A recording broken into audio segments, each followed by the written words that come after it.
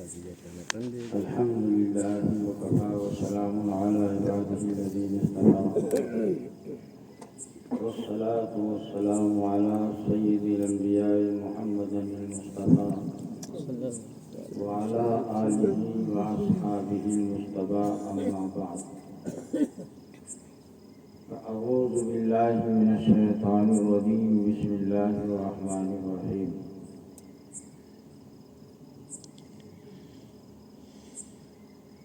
ورفعنا لك ذكرك صدق الله مولانا العظيم وصدق رسوله النبي الأمين الكريم ونحن على ذلك لمن الشاهدين والشاكرين والآمنين والحمد لله رب العالمين. معزز سامعین کرام،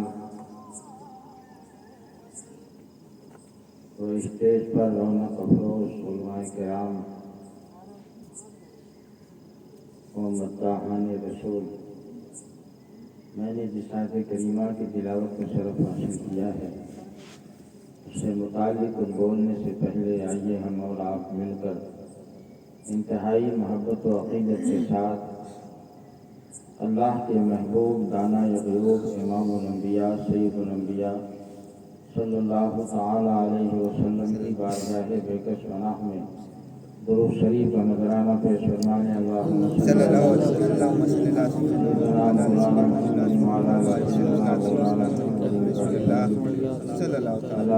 سلام علیک یا رسول اللہ صلی اللہ تعالی علیہ وسلم.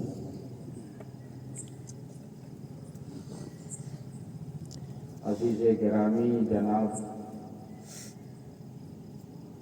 حافظ ذیشان احمد صاحب کی دعوت پر میں اس محفل میں دوبارہ شرکت کی سعادت مندی حاصل کر رہا ہوں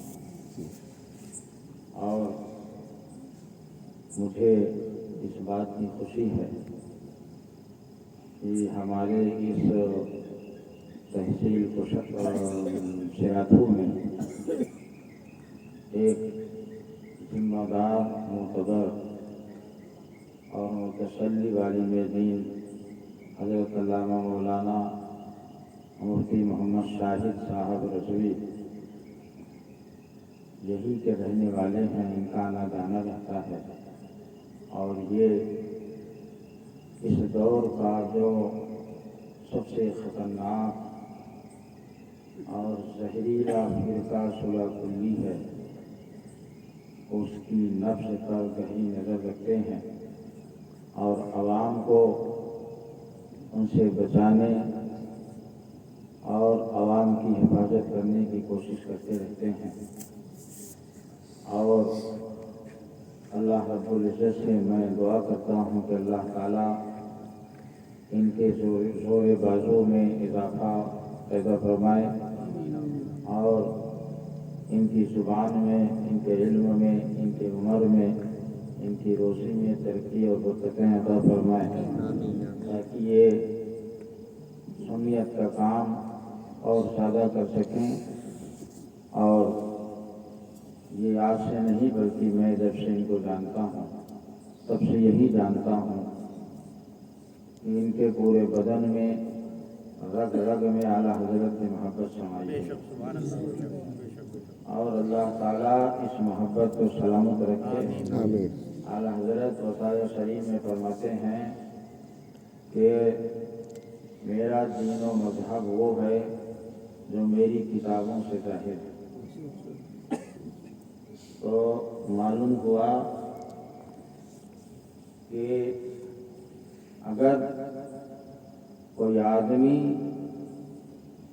یہ چاہتا ہے میدان محشر میں ہم حضور صلی اللہ علیہ وسلم کے جھنڈے کے نیچے تک پہنچ جائیں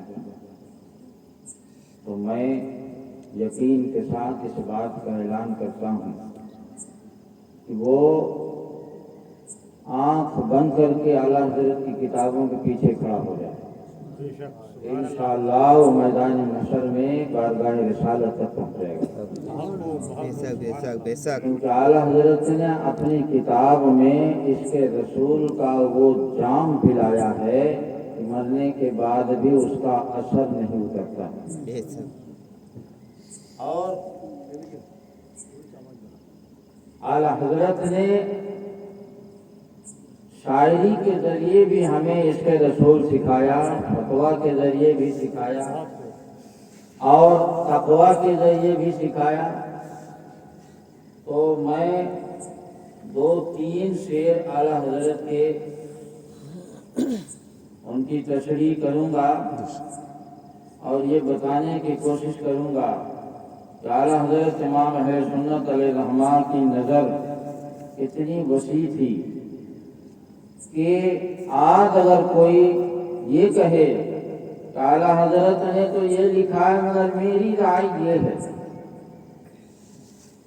تو یہ اپنا اس کی رائے ہو سکتی ہے، لیکن جو ہے جس کی نظر اتنی وسیع ہو اس کی رائے کے اور اس کے فتویٰ کے خلاف ایسے چھپیدی اور چھپیدی کے شوربوں کی رائے ہماری حلق سے نیچے اترنے والی نہیں. سنیے، اعلیٰ حضرت فرماتے ہیں عرش حق ہے مسند رفعت رسول اللہ کی. سبحان اللہ سبحان اللہ. یہ شعر تو آپ سنتے رہتے ہیں بار بار، یہ بھی پتا ہے، لیکن یہ تو اعلیٰ حضرت کا عشق رسول ہے، تو ان کے جس شعر کو آپ بار بار سن چکے ہیں اس کو سن کر بھی آپ سبحان اللہ بول رہے ہیں. جبکہ یہ انسان کی فطرت ہے، مزاج ہے کہ جن اشعار کو آدمی بار بار سن چکا ہے ان اشعار کو جب سنتا ہے تو پھر وہ داد نہیں دیتا. لیکن اعلیٰ حضرت کے اشعار میں اللہ نے وہ تاثیر رکھی کہ بار بار سننے اور بار بار پڑھنے کے باوجود اعلیٰ حضرت کے اشعار جب پڑھے جاتے ہیں تب لوگوں پر کیف و مستی طاری ہوتی ہے.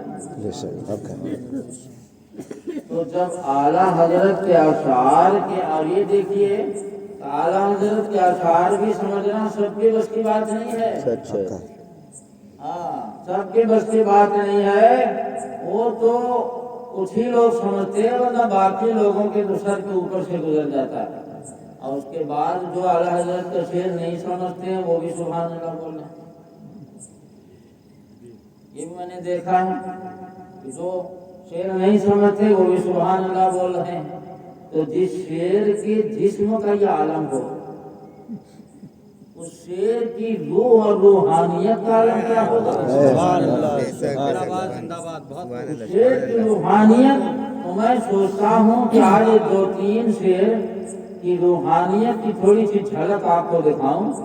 اعلیٰ حضرت کے اشعار کا جسم تو آپ سنتے رہتے ہیں، لیکن روح اور روحانیت اعلیٰ حضرت کے اشعار کی کہاں تک جاتی ہے؟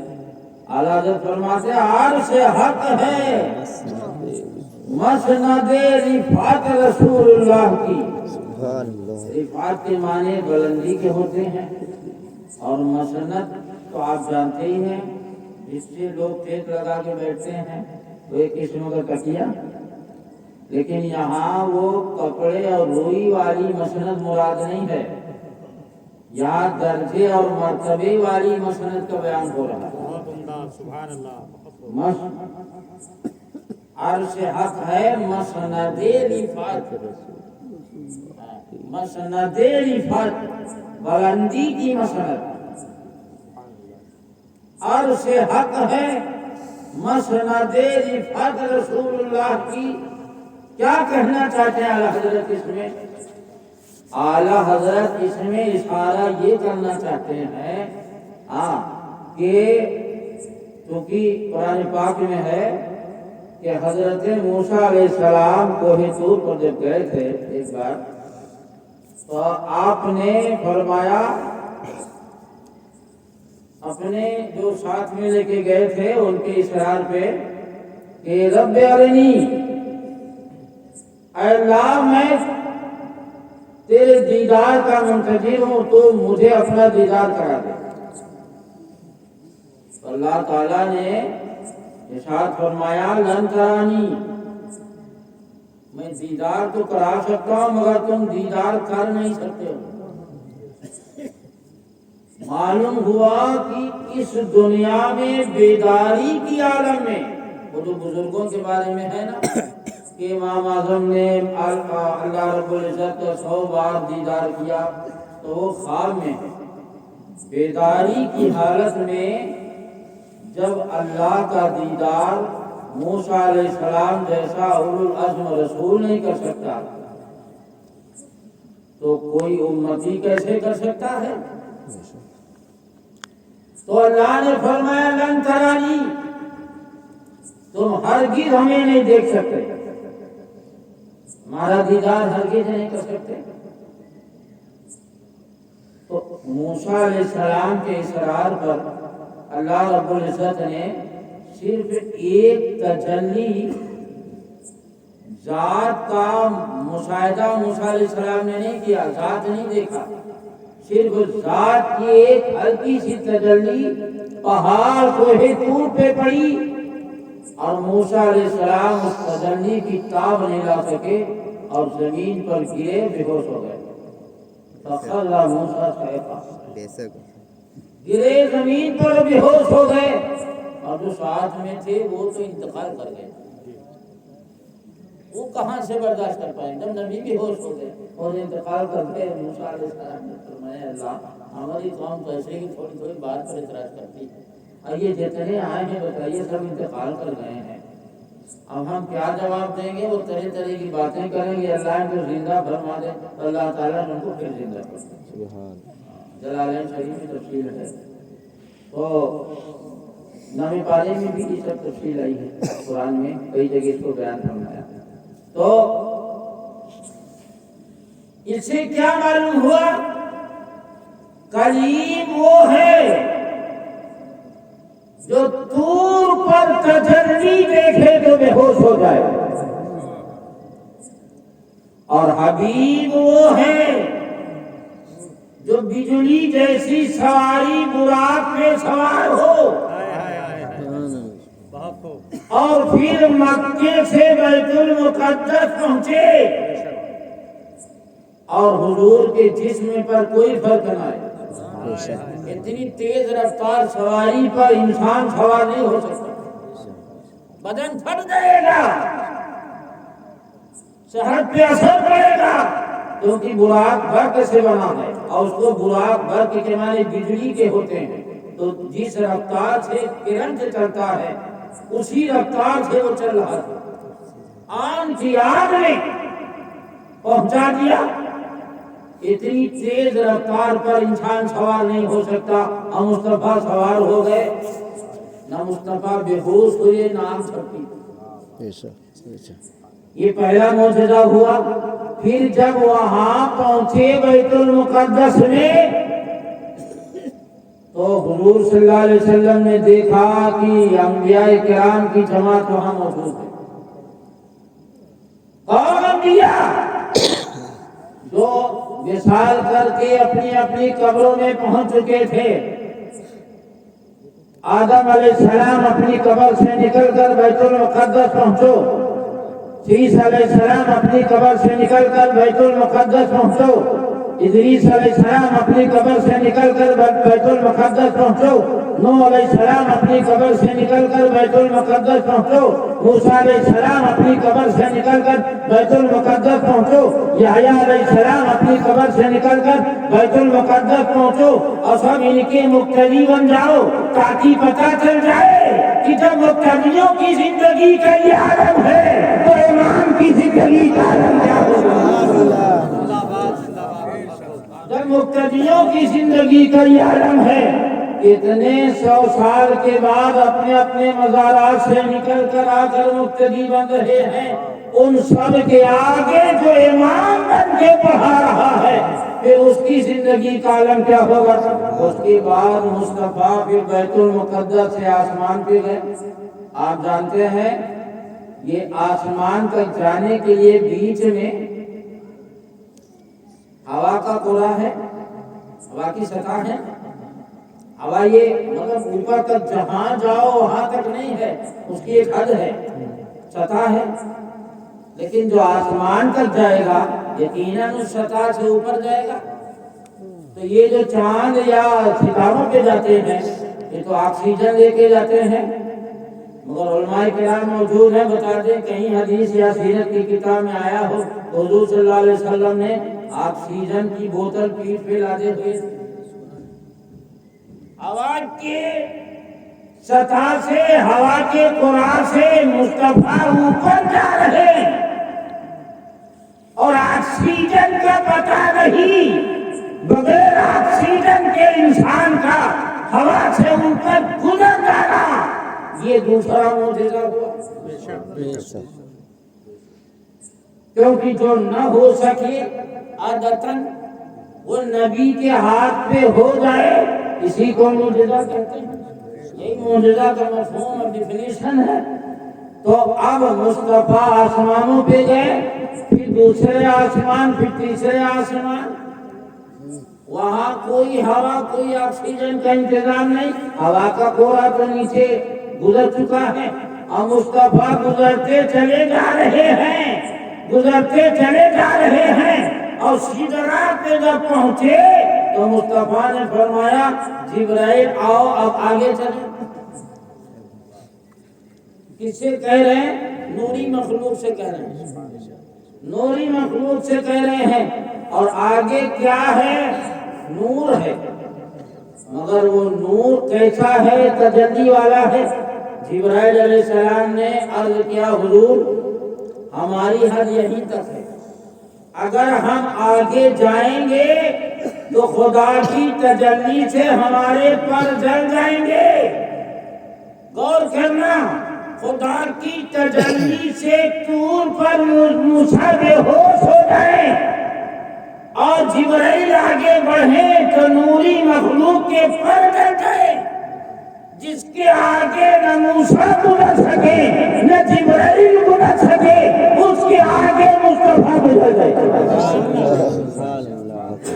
اور خدا کی تجلی سے مصطفیٰ نہ بے ہوش ہوئے نہ مصطفیٰ چلے، اور اتنا ہی نہیں بلکہ عرش تک پہنچ گئے اور عرش کے اوپر پہنچ گئے۔ اب عرش سے اوپر کوئی مکان ہے ہی نہیں، نہ آسمان ہے نہ سدرا ہے، عرش سے اوپر مکان نہیں، عرش خود محیط ہے تمام مکانوں کے لیے، اور مکان عرش سے اوپر نہیں، عرش سے اوپر کیا ہے؟ لا مکان ہے، وہی لا مکان کے مکی ہوئے سرے عرش تحت مسیح میں یا لا مکان کی تعریف بھی اعلیٰ حضرت کر دیا۔ عرش سے اوپر لا مکان کی شروعات ہوتی ہے، تو کیا سمجھے؟ مصطفیٰ تجلی بھی پار کر گئے۔ اور ایک بات اور بتا دوں، ہوا سے اوپر آگ کا بھی توڑا ہے اسی فضا میں۔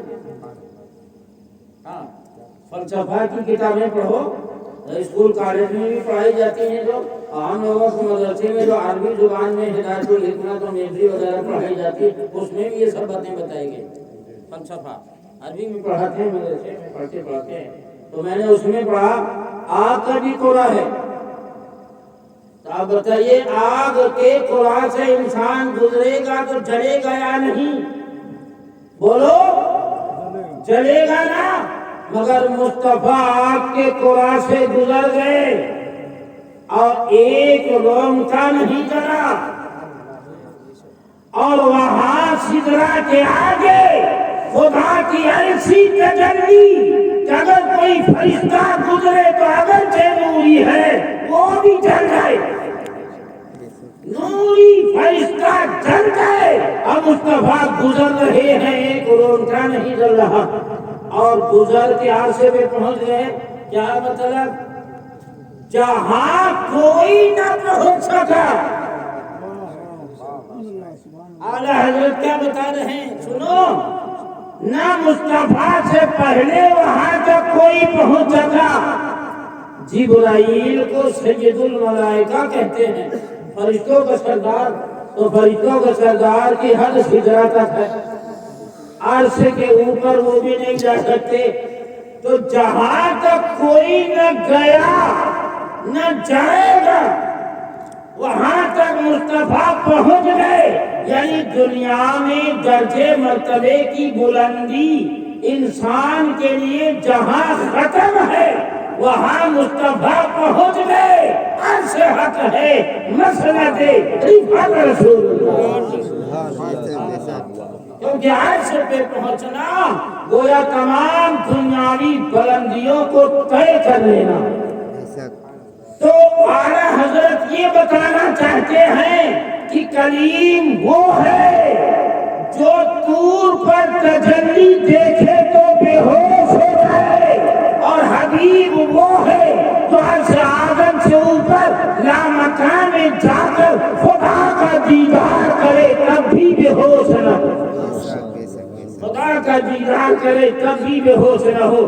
مصطفیٰ کلیم اور حبیب میں یہ فرق ہے، ایک طرف آپ دیکھیں تجلی دیکھ کر بے ہوش ہو رہا نبی، اور دوسری طرف مصطفیٰ کو دیکھیے کہ لامکان میں جا کے خدا کا دیدار کیا، مصطفیٰ کی پلک نہیں کھپک رہی۔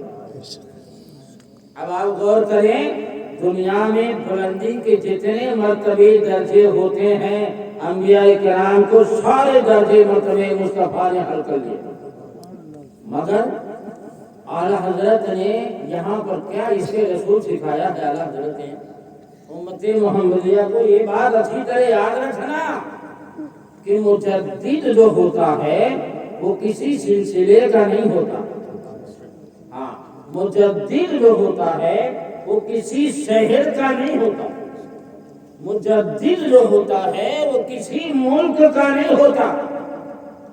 آج لوگ اعلیٰ حضرت کو کہتے ہیں وہ سلسلہ رضویہ کے مجدد ہے، وہ سلسلہ قادریہ کے مجدد ہے۔ ان نادانوں صلح کلیوں کو کون سمجھائے؟ ان کے بعد اتنا بھی علم نہیں ہے کہ مشکات کی جو حدیث مجدد ہے اسی کو پڑھ لیتے ہیں، حدیث مجدد جو ہے اسی کو پڑھ لیتے تو سمجھ میں آ جاتا، مگر پڑھیں گے کیسے؟ پڑھیں گے کیسے؟ دماغ میں اتنا خرافات بھرا ہوگا کہ جگہ ہے ہی نہیں کہ علم ہو جائے، پھول ہے نا معاملہ، وہ علم پھنستا ہی نہیں، وہ ریٹرن ہو جاتا ہے، ہاں واپس آ جاتا ہے۔ تو مجدد سلسلے کا نہیں ہوتا، حدیث میں ہے کہ ہر 100 سال کے شروع میں ایک مجدد پیدا ہوگا، جو یعنی جو ہے تو اخیر میں پیدا ہوگا، لیکن تجدیدی کارنامے وہ جو ہے صدی کے شروع میں وہ شروع کر دیتا ہے، تو جو پیدا ہوتا ہے وہ اسلام کو تازہ کرتا ہے۔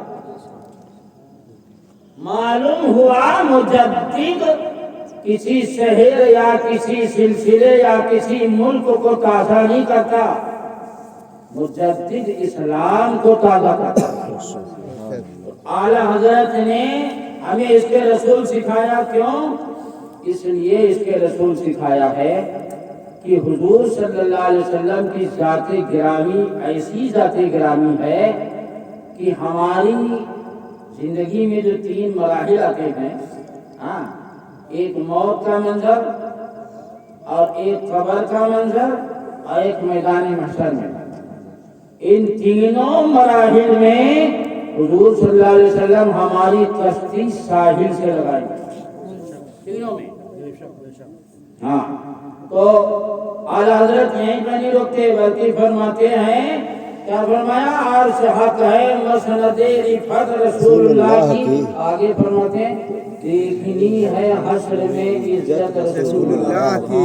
اتنی بڑی عزت اللہ نے دیا کہ ہوا کا کوڑا پار کر گئے، آگ کا کوڑا پار گئے، آسمانی دروازہ کھلوا دیا اور ساتوں آسمان پار کر گئے، اور اس کے بعد صاف سدرا پار کر گئے، سدرا کے آگے جو اللہ کی تجلیاں ہیں ان سے گزر گئے، اور مصطفیٰ کا ایک اونچا نہ جلا، پھر اس کے بعد عرش اعظم سے بھی اوپر لامکان چلے گئے۔ اتنی بڑی عزت درجہ مرتبہ اللہ نے دیا، اس کے بعد بھی اعلیٰ حضرت فرماتے ہیں دیکھنی ہے حشر میں۔ اس کا مطلب تو یہ ہوا کہ ابھی کچھ باقی ہے، بہت کچھ باقی ہے، ابھی بہت کچھ باقی ہے جو اللہ نے نہیں دیا مصطفیٰ کو۔ کیوں نہیں دیا؟ اس لیے نہیں دیا کہ وہ دنیا سے متعلق نہیں، آخرت سے متعلق۔ دیکھنی ہے حشر میں عزت رسول اللہ کی، تو حشر میں عزت رسول اللہ کی اعلیٰ حضرت نے اس مصرے میں کس آیت کی طرف اشارہ کیا؟ تو اعلیٰ حضرت نے اس مصرے میں تیسرے پارے کی اس آیت کی طرف اشارہ کیا، وَلَلْآخِرَةُ خَيْرٌ لَكَ مِنَ الْأُولَىٰ۔ اس آیت کی طرف اشارہ کیا۔ اللہ رب العزت فرماتا ہے محبوب آپ کی آنے والی گھڑی گزری ہوئی گھڑی سے بہتر ہوگی۔ تو اعلیٰ حضرت یہ کہہ رہے ہیں کہ لوگوں دیکھ لو، یہ پہلی گھڑی ہے دنیا اور دوسری گھڑی ہے آخرت، تو جب مصطفیٰ کی بلندی اور درجے کا پہلی گھڑی میں عالم ہے، اللہ فرمایا آخری گھڑی پہلی سے بہتر ہوگی۔ اس سے صاف مطلب یہ ہے کہ یہاں سے بڑے بڑے درجے مرتبے اللہ اپنے محبوب کو میدان محشر میں عطا فرمائے گا، میدان محشر میں عطا فرمائے گا۔ جیسے سارے میدان محشر والے اولین و آخرین اکٹھا ہوں گے اور سورج ایک نیزے کی برابری پر ہوگا، اور وہاں پر سورج جب ایک نیزے کے برابری پر ہوگا تو گرمی اس قدر ہوگی کہ لوگ اپنے پسینے میں ڈبکیاں لے رہے ہیں، اس قدر پریشانی ہوگی۔ لوگ آپس میں مشورہ کریں گے کہ کیا کیا جائے، کیسے کیا جائے، اللہ رب العزت سے کیسے بات کی جائے کہ معاملہ ہم لوگوں کا شروع ہو، حساب و کتاب کا معاملہ شروع ہو، آگے کارروائی ہو۔ تو سب اکٹھا ہو کے حضرت آدم علیہ السلام کی بارگاہ میں جائیں گے۔ آدم علیہ السلام کہیں گے دوسرے کے پاس جاؤ، ہم کو تو آج اپنی پڑی،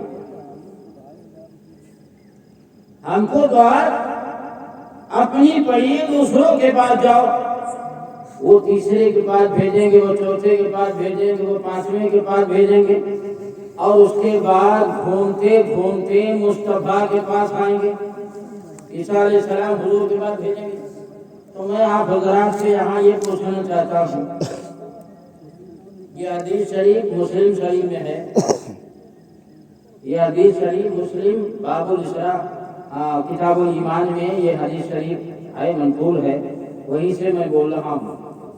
تو یہ تو لوگوں کو معلوم تھی، ہے نا، دنیا ہی میں یہ بات معلوم ہے کہ شفاعت کبریٰ کا دروازہ حضور ہی کھلوائیں گے اور کوئی نہیں کھلوائے گا۔ سب نبی کہیں گے آج خدا اس قدر قہر و غضب میں ہے، کسی کی ہمت نہیں خدا کی بارگاہ میں اتر سکے، آپ دوسرے کے پاس جائیں۔ یہ بات تو معلوم ہے سب کو کہ حضور ہی کھلوائیں گے۔ تو میدان محشر والے بھی ڈائریکٹ حضور کے پاس تو نہیں گئے۔ مسلم شریف کی حدیث تو مولانا شاہد صاحب کو معلوم ہے، ہم کو معلوم ہے، یہ جو ہے تو مولانا شاہد صاحب کو معلوم ہے، یہ سب جانتے ہیں، مگر میدان محشر میں مسلم شریف کی حدیث یہ سب بھول جائیں گے، اللہ بھلا دے گا سب، یہاں تک کہ امام مسلم بھی ہوں گے جنہوں نے اپنی سند سے روایت کیا اس حدیث میں، تو وہ بھی تو ہوں گے، ارے وہی بول دیتے جو ہے ہم نے مسلم شریف میں حدیث نقل کیا ہے، اس میں ہے کہ حضور کے علاوہ یہ کام کوئی نہیں کرے گا، تو ڈائریکٹ چلو نا حضور کے پاس۔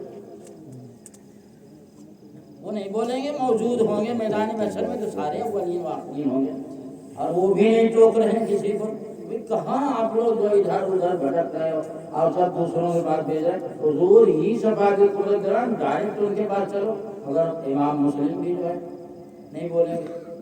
تو معلوم ہوا کہ خدا اس حدیث کو ذہن سے نکال دے گا۔ کیوں نکال دے گا؟ کیونکہ ڈائریکٹ اگر مصطفیٰ کے پاس پہنچتے اور مصطفیٰ شفاعت کبریٰ کا دروازہ کھلواتے تو ہو سکتا کسی کے ذہن میں یہ بات آتی کہ اگر دوسرے نبیوں کے پاس ہم لوگ جاتے تو وہ بھی کھلوا سکتے تھے، دوسرے نبیوں کے پاس جاتے تو وہ بھی دروازہ کھلوا سکتے تھے، کسی کے ذہن میں یہ بات آ سکتی تھی۔ معلوم ہے خدا خود چاہتا ہے پہلے دوسروں کے پاس جاؤ تاکہ پتہ چل جائے جو نبی نبی کو میرے محبوب کو دنیا میں اپنی طرح کہتے تھے ظالم، جو اپنی طرح کہتے تھے، وہ آج اپنی آنکھ سے دیکھ لے کہ ان کی طرح کوئی نبی نہیں، کوئی رسول نہیں، تو امتی کیسے ہو جائے؟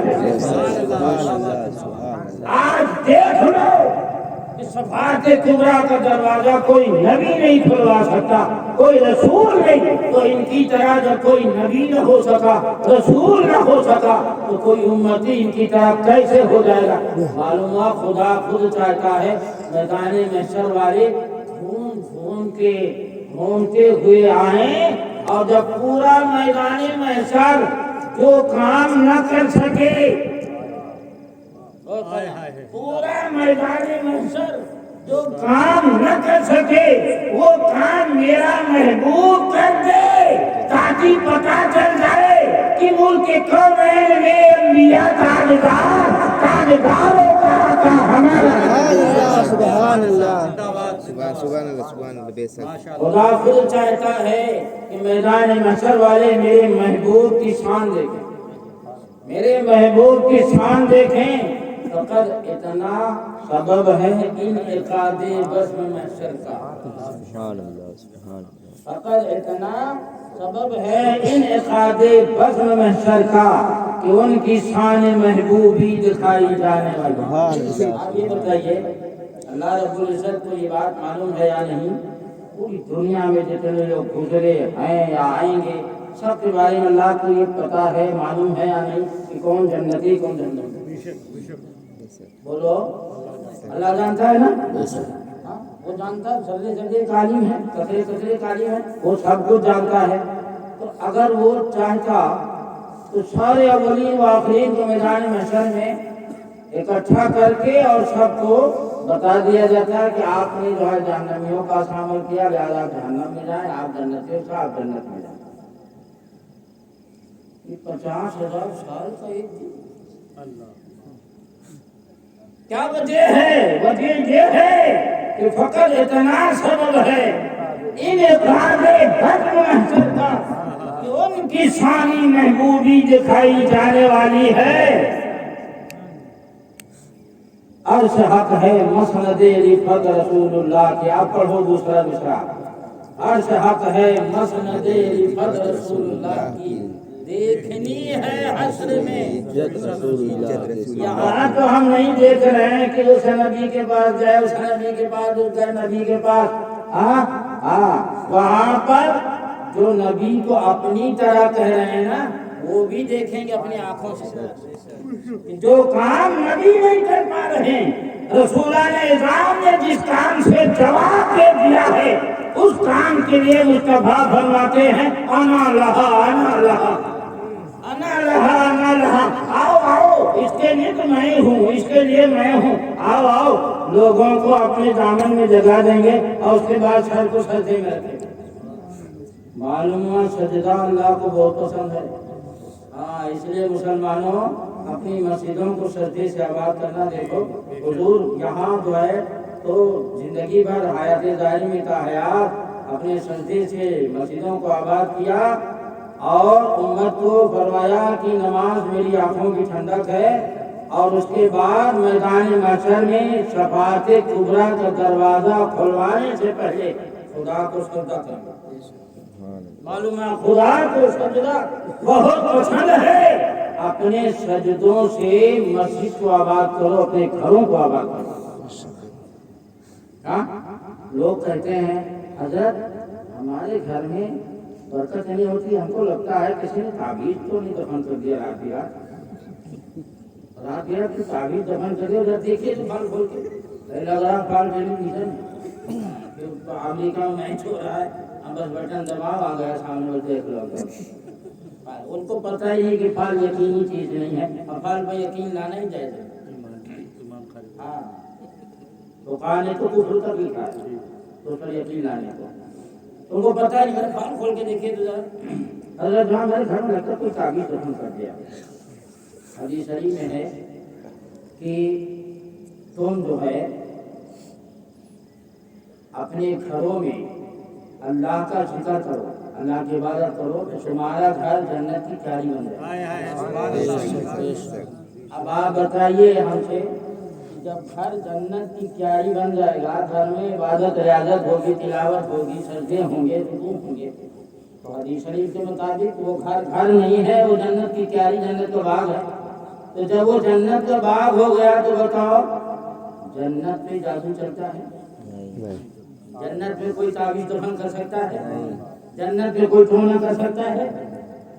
ارے اگر چاہتے ہو کہ ہم پر کوئی جادو ٹونا نہ کرے تو اپنے گھر کو جنت بنا لو. حضرت سلیمان علیہ السلام نے اپنے گھر میں اپنی بیویوں، اپنی بیٹیوں کی باری لگا دیا. فرمایا کہ جو ہے مصلی پر اتنی دیر تک ایک عورت رہے گی، جب اٹھے گی دوسری بیٹھے گی، اٹھے گی تو تیسری بیٹھ کے اللہ کا ذکر کرے گی، عبادت کرے گی، اٹھے گی تو چوتھی بیٹھے گی، اور جب بیویوں کا نمبر ختم ہو جائے تو پھر جو ہے بیٹیاں بیٹھیں گی. 24 گھنٹہ یعنی رات اور دن مصلی پر فرمایا کہ باری باندھ لو اور عبادت و ریاضت کرتے رہو. اور جب 24 گھنٹہ جس گھر میں عبادت و ریاضت ہوگی تو وہ گھر جنت کی کیاری ہو جائے گا، اور جنت میں جادو نہیں چلتا، جنت کے اوپر تعویذ اور عمل کا اثر نہیں ہوتا. اس لیے اپنے گھروں کو جنت کی کیاری بناؤ. میرا مصطفیٰ صلی اللہ علیہ وسلم سر کو سجدے میں رکھیں گے، اللہ تعالیٰ فرمائے گا ارفع راسک، اے محبوب سر کو سجدے سے اٹھاؤ، سر کو اٹھا، اب مانگو آپ کو دیا جائے گا. حضور صلی اللہ علیہ وسلم پھر شفاعت کبریٰ کا دروازہ کھلوا دیں گے. پھر اس کے بعد تو شفاعت کا سلسلہ شروع ہو جائے گا. یہ بہت لمبا چوڑا سلسلہ ہے. پھر تو شفاعت میں ایسے ایسے لوگ بھی آئیں گے جو کہیں گے عالم دین سے کہ حضرت میں نے آپ کو ایک بار وضو کرایا تھا، آپ ہماری شفاعت کروا دیجیے. کوئی کہے گا حضرت ایک بار میں آپ کے دسترخوان پہ آپ کے ساتھ کھانا کھایا تھا، آپ میری شفاعت کروا دیجیے.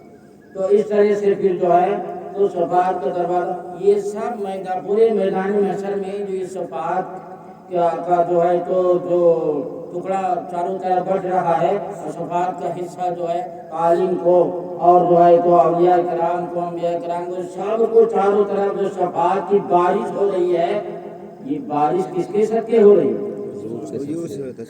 کس نے دروازہ کھلایا؟ دیکھنی ہے حشر میں تاکہ دنیا دیکھ لے کہ جب تک مصطفیٰ نے سر کو سجدے میں نہیں رکھا، زلفوں کو نہیں لہرایا، تب تک سب کے دروازے بند تھے. اور جیسے ہی مصطفیٰ نے سر کو سجدے میں رکھ دیا، رحمت کی بارش ہو گئی، رحمت کی بارش ہو گئی. آؤ سنو، اتنا ہی نہیں. اب اچھا بتائیے، حساب و کتاب ہو گیا جب، اور یہ فیصلہ ہو گیا کہ بھئی فلاں فلاں جنتی ہیں، جنت جائیں. یہ سب جو ہے جنتی جو ہوں گے نا، یہ سب جنت کے دروازے پہ جا کے اکٹھا ہو جائیں گے.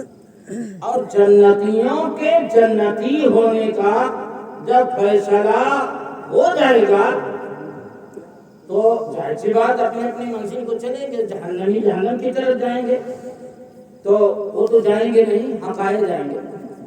اپنے سے جہنم کون جاتا ہے؟ جلتی ہوئی اپنے سے جنت تو جاتا ہے آدمی، جہنم کون جاتا ہے؟ ان کو فرشتے حقائیں گے، حقا کے لے جائیں گے کھیت کھیت کے. اور موقع ملا تو انشاءاللہ ہمارے پاس بھی ڈنڈا چولہا کلیے دو بندے، ہم لوگ بھی مولانا صاحب ہیں، دوڑا دوڑا ہم آئیں گے. نبی کو اپنی طرح کہتا تھا لایا ہے جنت، انہیں کے صدقے جنت چاہیے تجھے. تو جب ان کو اپنی طرح کہتا تھا تو جیسے وہ شفاعت کا دروازہ کھولے تو بھی کھول دے، تو بھی شفاعت کر دے. اب تاہے کو بھی نہار رہا ہے ادھر جہنم کی طرف. ان کو پھیر پھیر توڑا توڑا کے جہنم گھسائیں گے انشاءاللہ ہم لوگ، اگر اللہ ہم لوگوں کی اجازت دے گا تو. خیر جنتی جو ہے جنت کی طرف چلے، اور جنت کے دروازے پہ بیٹھے ہوئے ہیں، اب اندر سے دروازہ بند. آپ غور کریں کیوں اللہ نے جنت کے دروازہ بند کروا دیا؟ خدا ہی کے فیصلے سے جنتی جنتی بنے. ابھی فیصلہ میدان میں سے کون کر رہا ہے؟ کس کے حکم سے سب ہو رہا ہے؟ خدا ہی کے حکم سے تو سب ہو رہا ہے۔ تو جب جنتیوں کے جنتی ہونے کا فیصلہ ہو گیا تو آپ جنت کا دروازہ کھول دینا چاہیے۔ جنت کو بھائی آپ جائیے جنت میں، آپ لوگوں کو فیصلہ ہوگا آپ کو جنت کا پروانہ مل گیا، آپ جائیے، حضور کی شفاعت کا حصہ آپ کو پہنچ گیا، آپ جنت جائیے نہیں۔ کیوں؟ جنت کے دروازہ بند ہے۔ ابھی جنتی تو آ گئے مگر مصطفیٰ اپنی امت کے لیے کبھی ادھر دوڑ رہے ہیں، کبھی میزان پہ جا رہے ہیں، کبھی پلسرات پہ کھڑے ہیں، کبھی حوض کوثر پہ پہنچ رہے ہیں۔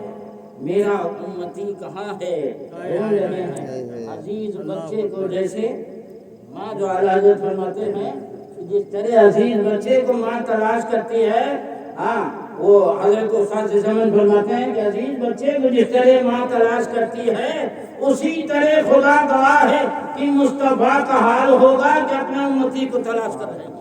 میدان مصطفیٰ بھی نہیں آئے اور جنتی آ گئے اور دروازے پہ جنت کی بھیڑ لگی ہے، بیٹھے ہوئے ہیں۔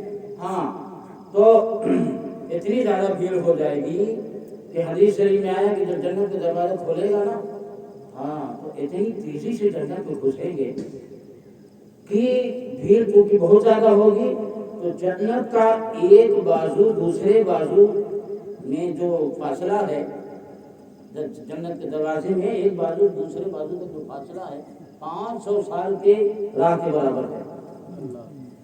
اب ایک دروازہ نہیں کئی دروازے ہیں، 500 سال، یعنی اگر کوئی گھوڑے پہ سوار ہو کر 500 سال تک چلتا رہے تب اتنی جو ہے تو لمبائی پار کر پائے، اتنی مسافت اور اتنا چوڑا جنت کا دروازہ ہے، ایک دروازہ، اور سب ایسے دروازے چوڑے ہیں۔ اس کے باوجود حدیث شریف میں جب جنتی گھسیں گے اتنی بھیڑ ہوگی کہ بھیڑ کی وجہ سے مونڈے سے مونڈا جو ہے ٹکرا رہے ہوں گے اور اتنی بھیڑ ہو جائے کہ جنت کا دروازہ چھرچھرانے لگے گا۔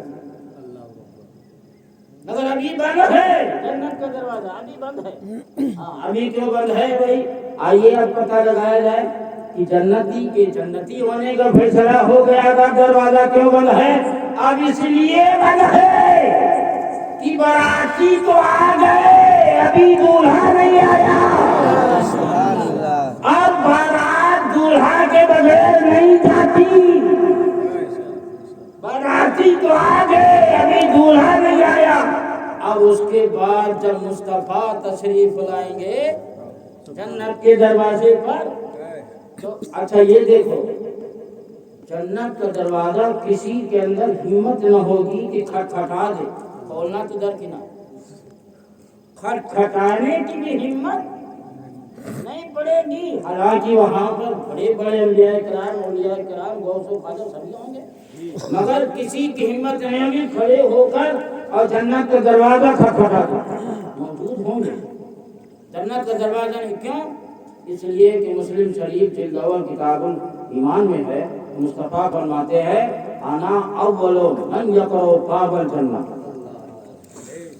جب میں آؤں گا جنت کے دروازے پر، جب میں آؤں گا تو میں آنے کے بعد جنت کے دروازے پر سب سے پہلے جنت کا دروازہ میں کھٹکھٹاؤں گا۔ لوگوں اپنے مصطفیٰ کا درجہ مرتبہ کو پہچانو اور اعلیٰ حضرت کا شکر ادا کرو کہ انہوں نے دماغ کے دریچے کھول دیے ہمارے، مصطفیٰ کے درجے مرتبے اپنے اشعار میں، اپنے فتاوے میں اس انداز سے بتائے، ہمارے دماغ کے دریچے کھل گئے، ہم نے سمجھا اور آپ کو بھی سمجھا۔ یہ سب فیضان ہے اعلیٰ حضرت امام حضرت جو آج ہم بول رہے ہیں۔ اب آپ انبیاء کرام تو بھائی آرڈر دیا جاتا کہ آپ لوگ جائیے نہیں، جنت کا دروازہ بھی کوئی نہیں کھٹکھٹا سکتا۔ میرا محبوب آئے گا تو وہ کھٹکھٹائے گا، اور کوئی جنت کا دروازہ چھوئے گا نہیں، کنڈی نہیں چھوئے گا، اب کوئی کھٹکھٹائے گا نہیں۔ مصطفیٰ فرماتے ہیں انا اول من یقرأ باب الجنہ، سب سے پہلے جنت کا دروازہ میں کھٹکھٹاؤں گا۔ اچھا سارے لوگوں پر جنت کا دروازہ داخل ہونا تو درکنار، کھٹکھٹانے تک کی پابندی کیوں لگی؟ اس لیے تاکہ پتہ چل جائے کہ شفاعت کے اس دولہا کے بغیر جنتی بھی جنت نہیں جا سکتا، سبحان اللہ، بہت عمدہ، جنتی بھی جنت نہیں جا سکتا تو جہنمی جنت کیسے چلے گا؟ جنتی بھی جنت نہیں جا سکتا۔ مصطفیٰ فرماتے جب میں جنت کا دروازہ کھٹکھٹاؤں گا فیقول الخازن، تو جنت کا ناظم اعلیٰ کہے گا، ہاں کیا کہے گا؟ من انت، آپ کون ہو؟ اس کا مطلب کہ اسے یہ کہہ کے بیٹھایا گیا ہے کہ سب کے لیے نہ کھولنا۔ بھائی جنت کا دروازہ کون کھٹکھٹائے گا؟ بتائیے، جہنمی کھٹکھٹائے گا؟ ارے وہ تو جنت کی خوشبو بھی نہ پائے گا، جنت تک پہنچے گا نہیں تو کھٹکھٹائے گا کیا؟ اس کی تو منزل الگ نہ ہے، راستہ الگ ہے، وہ کہاں دروازے تک پہنچے گا؟ جنت کا دروازہ جنتی ہی تو کھٹکھٹائے گا۔ تو آپ پوچھنے کی کیا ضرورت ہے؟ معلومات کہ خدا نے اسے پہلے کہہ دیا ہے کہ جنتی آئے تو ان کے لیے دروازہ نہ کھولنا جب تک میرا محبوب کنجی کو ہاتھ نہ لگا دے، جب تک میرا محبوب کنجی کو ہاتھ نہ لگا دے جنتیوں کے لیے بھی دروازہ نہ کھولنا۔ جب جنت کا دروگا، جنت کا ناظم اعلیٰ کہے گا من انت، آپ کون ہو؟ قل تو انا محمد بن عبداللہ صلی اللہ علیہ وسلم، میں کہوں گا کہ میں محمد بن عبداللہ۔ اب سنیے جنت کے دروگا کا جواب، تو کہتا ہے امیر تو اللہ افتح قبل کا باب الجنہ، ہم کو تو یہ کہہ کے یہاں بٹھایا گیا ہے کہ آپ سے پہلے میں کسی کے لیے دروازہ نہ کھولوں۔ معلوم ہوا یہ سب اپنے سے نہیں کر رہا دروگا، اللہ نے اسے یہ کہہ کے بیٹھایا ہے کہ جب تک محبوب نہ آ جائے اور دروازہ نہ کھٹکھٹائے جنتیوں کو بھی جنت نہ جانے دینا، تاکہ پتہ چل جائے کہ میرے محبوب کے صدقے دنیا کی بھی نعمتیں بٹ رہی تھی اور آخرت کی بھی نعمت بٹ رہی ہے۔ انما انا قاسم واللہ، میں بانٹنے والا ہوں، اللہ دینے والا ہے۔ اس میں حضور نے دنیا یا آخرت کی قید نہیں لگائی، تو معلومات دنیا میں بھی حضور اللہ کی نعمت بانٹنے والے ہیں اور آخرت میں بھی بانٹنے والے ہیں اللہ کی نعمت۔ اب آپ غور فرمائیں، تو اب یہ جو میں نے مختصر انداز میں میدان محشر کو ایک خاکہ آپ کے سامنے پیش کیا، اس کو ذہن میں رکھیے۔ اب اعلیٰ حضرت کو دوسرا مصرع پڑھیے کہ دیکھنی ہے حشر میں، دیکھنی ہے حشر میں کیسی کیسی عزت کہ ان کے بغیر جنتی بھی جنت نہیں جا سکتا۔ تو ہم جیسے گنہگار سیاکار کی کیا مجال، ان کی رحمت اور ان کی شفاعت کا حصہ لیے بغیر جنت ہے۔ آؤ سنیے، یہ تو مصطفیٰ صلی اللہ علیہ وسلم کا جو دنیاوی درجے مرتبے کا ایک مختصر خاکہ تھا، اور میدان محشر کا میں نے 2 مصرے سمجھائے۔ اب اس کے آگے کا ایک شعر اور سن لیجئے، ہاں ہو سکتا ہے 3 شعر کی تشریح نہ ہو پائے،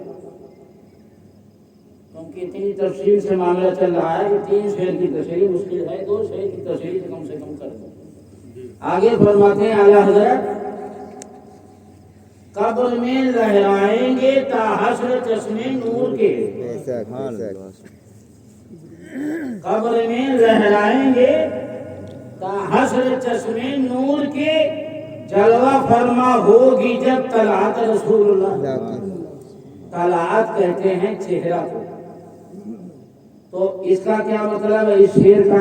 اعلیٰ حضرت نے اس میں کیا کیا اشارے کیے ہیں، ان میں سے کچھ اشارے آپ کی سماعت تک پہنچاؤں۔ فرماتے ہیں قبر میں لہرائیں گے تا حشر چشمے نور کی، بھئی یہ تو حدیثوں میں ملتا ہے، تو حضور صلی اللہ علیہ وسلم تیسرا سوال جو ہوگا وہ حضور صلی اللہ علیہ وسلم کے بارے میں ہوگا۔ حضرت تیسرے سوال کے بعد چوتھا سوال کہیں نہیں ملتا حدیث میں، हाँ गौर कीजिएगा, यहाँ उलमाए किराम मौजूद हैं, कोई भी बताए कहीं भी चौथा सवाल आपने पढ़ा। तीसरा सवाल क्या होगा, मादा तकुलु फी हाज़ा रजुल, तुम इस मर्द के बारे में, इस आदमी के बारे में क्या कहते? हुजूर की तरफ इशारा करेंगे मुर्दों पे, इसके बारे में क्या कहते? जब दीन और इलाहियत उलूहियत के बारे में सवाल हो जाएगा तो तीसरा सवाल होगा कि तुम इस शख्स के बारे में क्या कहते थे? तो मुर्दा अगर मोमिन है, ईमान की रोशनी से पहचान लेगा, कहेगा हो रसूलुल्लाह। तो अब चौथा सवाल न होगा। हालांकि इस्लाम में आप जानते हैं और भी चीजें हैं, अरकान इस्लाम 5 ना है, तो सवाल भी 5 हो, मगर नहीं, सवाल 5 नहीं है, 3 है। और सवाल का खात्मा किस पर हो रहा है? मुस्तफा के पहचानने पर। मालूम हुआ जिसने मुस्तफा को ईमान के नूर से पहचान लिया, अब उसके कामयाबी के लिए किसी और सवाल की जरूरत नहीं रही। इसलिए चौथे और पांचवें सवाल का कोई मतलब ही नहीं। और उसके बाद जब वो मुस्तफा को पहचान लेगा तो हदीस शरीफ में है कि मुनादी निदा देगा कि इसने सच कहा, यानी उनको रसूलुल्लाह कहा कि इसने सच कहा, लिहाजा इसकी कब्र में जन्नत का बिस्तर बिछा दो, इसको जन्नत का लिबास पहना दो और इसकी कब्र से खिड़की जन्नत की तरफ खोल दो कि खुशबूदार हवाएं आती है। ये सब मफहूम हदीस शरीफ सही हदीसों में मौजूद है। और जो है इसकी कब्र को कुशादा कर दो और रोशन कर दो।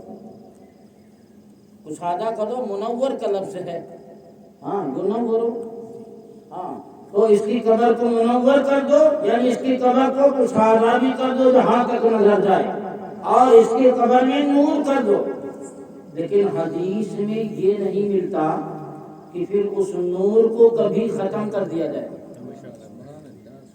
कहीं ये नहीं मिलता। मिशकात में देखिए तो बड़ी तफसील से बाब इस बात बयान किया और तरीके से जो है कई सनदों से बयान किया, कई हदीस की किताबों से, लेकिन ये कहीं नहीं मिलता है कि फिर उस मोमिन के नूर को खत्म कर दिया जाएगा और कब्र में फिर 100 साल के बाद अंधेरा हो जाएगा या 50 साल के बाद अंधेरा हो जाएगा, ये नहीं मिलता।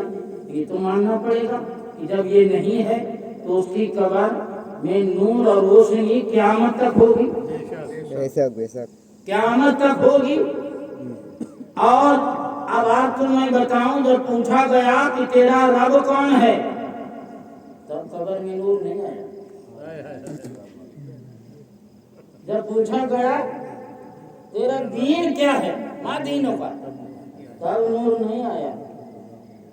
और जब पूछा गया मादा तकुलु फी हाज़ा रजुल, और उसने मुस्तफा को रसूलुल्लाह कह दिया, अब ऐसा नूर आया कि क़यामत तक कब्र रोशन हो गई, कब्र में लहराएंगे ताहसर चाप हुसैन। कैसा इसके रसूल का जाम पिलाते हैं, कैसा इसके रसूल का शरबत पिलाते हैं। अब पढ़ो, कब्र में लहराएंगे ताहसर, क्योंकि हदीस में युनव्वरो का लफ्ज़ है, उसकी कब्र को रोशन कर दिया जाएगा।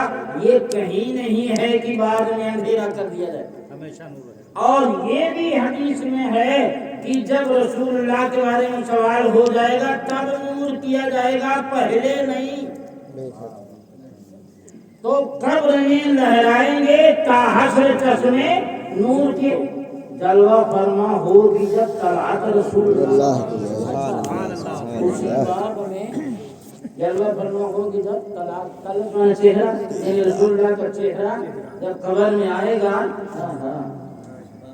आशिके रसूल, अरे इनके बारे में पूछते हो, इन्हीं के नाम की तो हम मिलाद किया करते थे, इन्हीं के नाम का तो हम सलाम पढ़ा करते थे, इन्हीं के दुश्मनों से तो हम लड़ाई किया करते थे, इन्हीं नबी का तो हम जान की मोहब्बत का जान पिया करते थे। अरे इनके लिए तो हम उठते या रसूलुल्लाह कहते थे, इनको तो हम बैठते या रसूलुल्लाह कहते थे। यही तो हैं जो मेरे आका हैं, यही तो हैं जो मेरे मौला हैं, यही तो हैं जो नबियों के नबी हैं, यही तो है जो रसूलों के रसूल हैं। लोगों, जब मुस्तफा की तारीफ आशिके रसूल करेगा, खुदा खुश हो जाएगा, कमर तो हो सकता।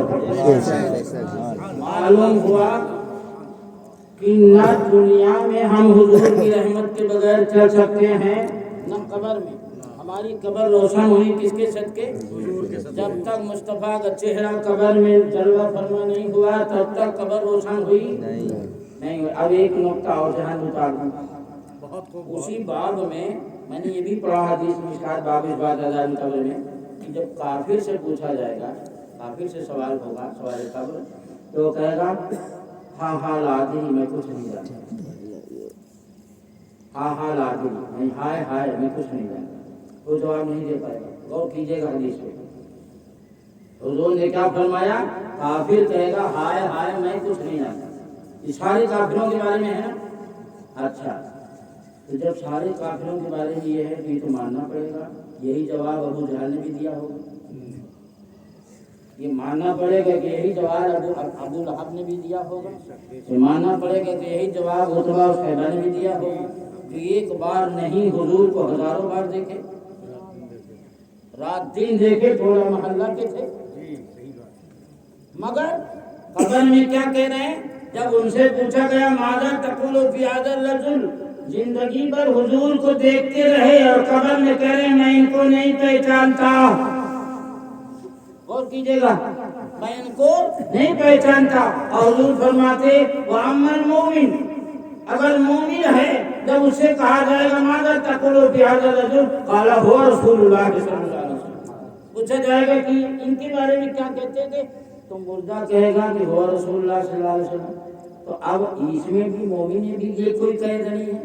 आप बताइए कि 1450 साल से ज्यादा का अरसा इस्लाम को गुजर गया, और आज अगर कोई मोमिन इंतकाल करे और उससे कब्र में पूछा जाए हुजूर के बारे में कि इनके बारे में तो क्या कहता था, तो हुजूर फरमाते हैं वो कहेगा हुवा रसूलुल्लाह। तो आज जिसने हुजूर को कभी नहीं देखा, गौर कीजिएगा, जिसने हुजूर को कभी नहीं देखा वो फौरन पहचान लिया, और जो जिंदगी भर देखा वो कह रहा हाय हाय मैं कुछ नहीं जानता, मैं इनको नहीं पहचानता, मैं इनको नहीं जानता।